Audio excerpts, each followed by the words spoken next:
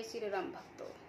रम मंगल भवन अमंगल हारी रामा, रम द्रवौषो दशरथ अजिर बिहारी सिया रामा।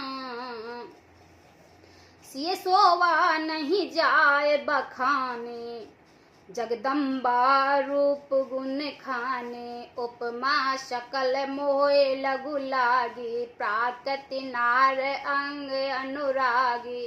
रूप और गुणों की खान जगजननी जानकी जी की शोभा का वर्णन नहीं हो सकता।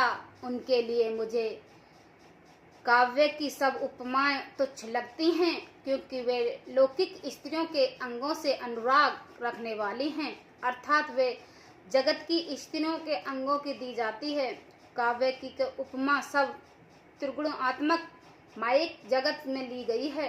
उन्होंने भगवान स्वरूपा शक्ति श्री जानकी जी आप प्रकृति चिन्मय अंगों के लिए प्रयुक्त करना उनका अपमान करना है और अपने को उपहासास्पद बनाना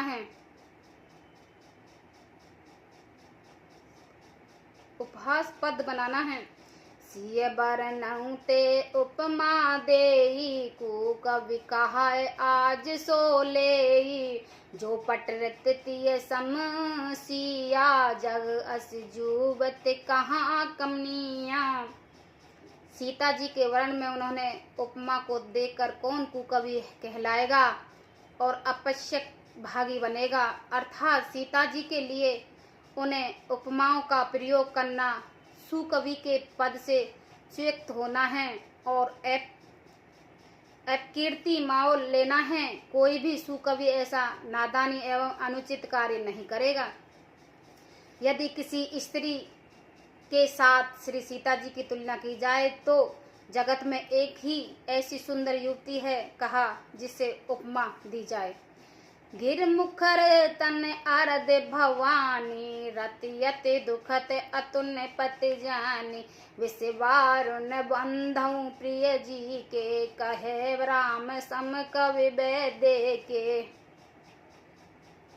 पृथ्वी की स्त्री को तो बात ही क्या, देवताओं की स्त्रियों में भी यदि देखा जाए तो हमारी अपेक्षा कहीं अधिक दिव्य और सुंदर है। तो उनमें सरस्वती तो बहुत बोलने वाली हैं, पार्वती अर्धांगिनी हैं, अर्थात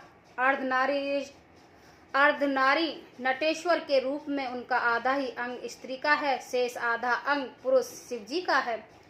कामदेव की स्त्री रति पति को बिना शरीर का अंग है जानकर बहुत दुखी रहती है, और जिनके विष और मध्य जैसे समुद्र उत्पन्न होने के नाते प्रिय भाई हैं, उनके लक्ष्मण के समान तो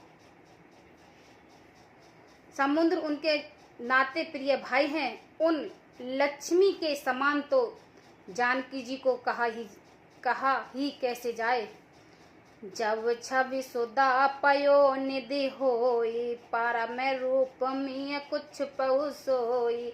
शोभा रुज मंदुर सिंगारो, मथे पान पंकज निज मारो।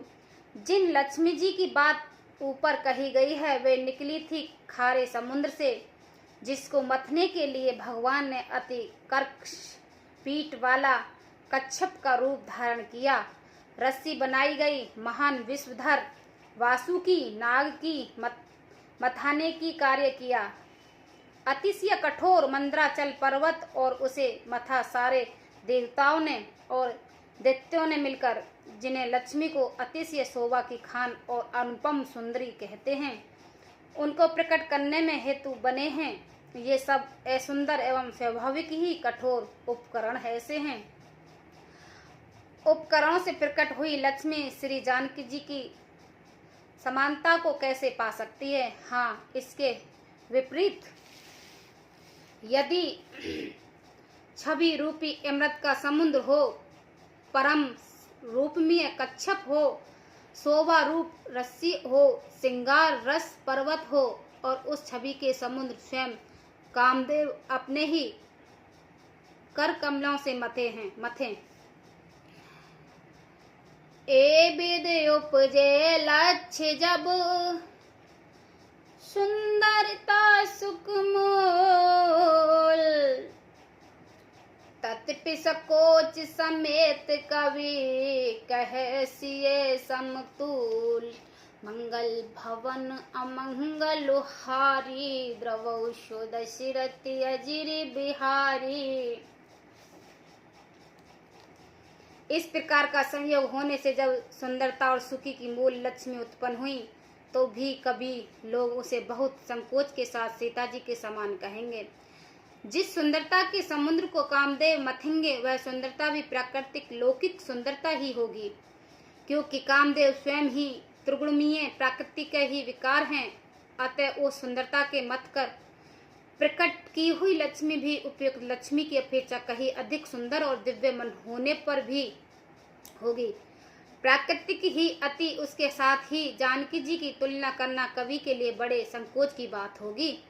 जिस सुंदरता से जानकी जी को दिव्य परम दिव्य विग्रह बना है वह सुंदरता उपयुक्त सुंदरता से भिन्न अप्राकृतिक है। वस्तु लक्ष्मी जी अप्राकृतिक रूप भी यही है, वह कामदेव के मथने से नहीं आ जा सकती और वह जानकी जी का स्वरूप ही है, अतः उनसे भिन्न नहीं है और उपमा दी जाती है भिन्न वस्तु के साथ। इसके अतिरिक्त जानकी जी प्रकट हुई हैं।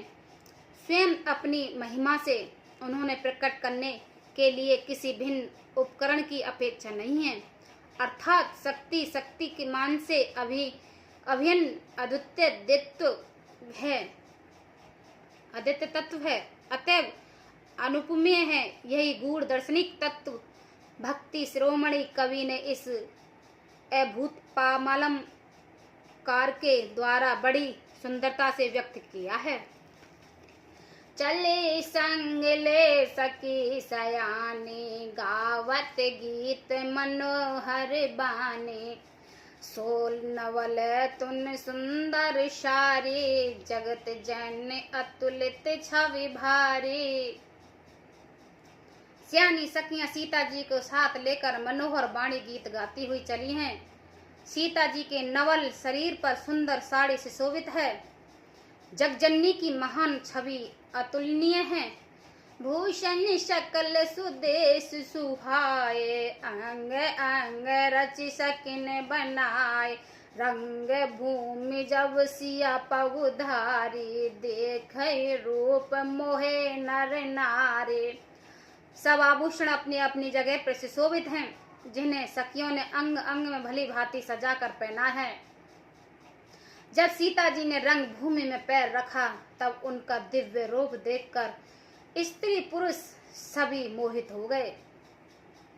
हर्षित सुंदर दुमंदी बजाई, बरसई प्रसन्न अपक्ष रागाई।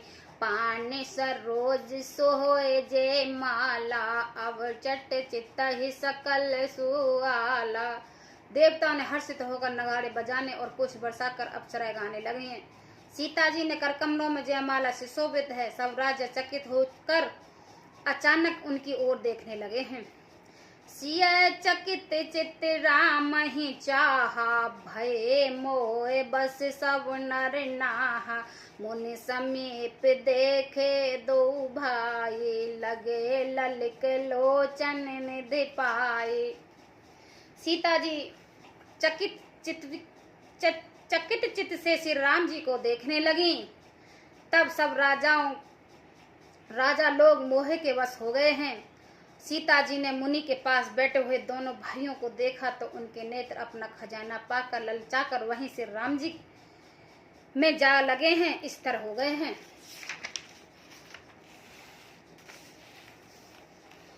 गुरजन लाज समाज बड़ो, देख सिए सुख चान।